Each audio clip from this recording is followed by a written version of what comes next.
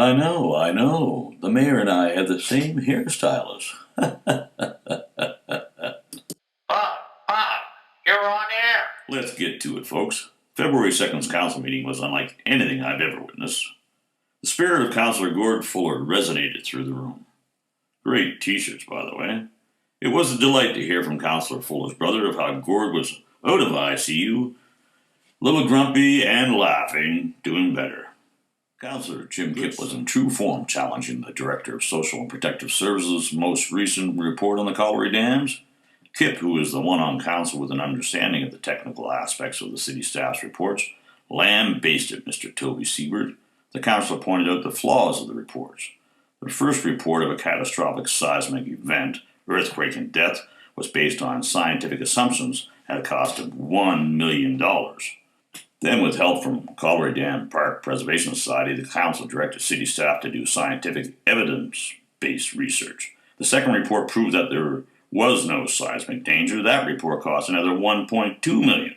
Kipp questioned whether the latest catastrophic flood report was again scientific assumption based on computer simulation models.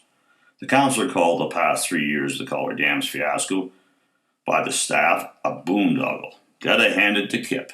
More important, the delegation from the Dam Preservation Society shows the due diligence these citizens have performed over the past few years. City management could take a few lessons on due diligence. So there you have it, folks. $2.5 million of taxpayers' money squandered on scientific assumptions. Newbie Councillor Bill Yoakum's motion on the colliery dams was a crowd pleaser. The vote was 7-1 in favor of declining city management's latest report and recommendations.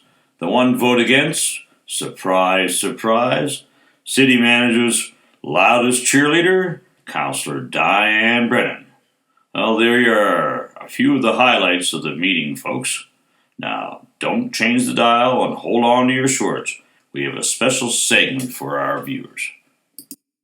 Welcome to our special segment.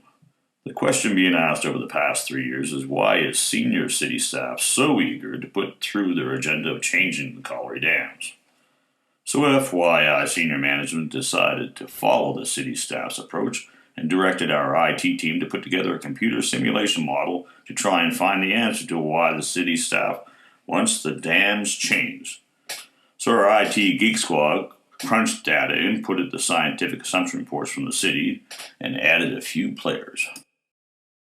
The conductor orchestrating the city staff, city manager Gridiron Swabby, along with Director of Social and Protective Services Toby Siebert, whose specialty is residential development, throw in the city management's Director of IT and Legislative Services, whose specialty is how to change legislation and bylaws, insert a few more key staff, and top off with a few on council, such as city staff cheerleader Councillor Diane Brennan, along with the possible scenario of the mayor really being city management's newest staff member, and finally, the value of land, which is now the Colliery Dams Park. Mix it all up in sequences and scenarios, and voila! The answer is this, folks. Yes, it is possible for city staff to orchestrate changes in legislation that would allow this Colliery Dams Park to be sold. A developer's dream, not to mention home builders and real estate sales. Crazy idea? Maybe, maybe not. So, folks, there you have it. FYI's hypothetical scientific assumption of why some city staff and others are so eager to push forward the colliery dam agenda of changing this beautiful park.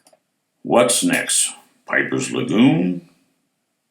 Or maybe Neck Point?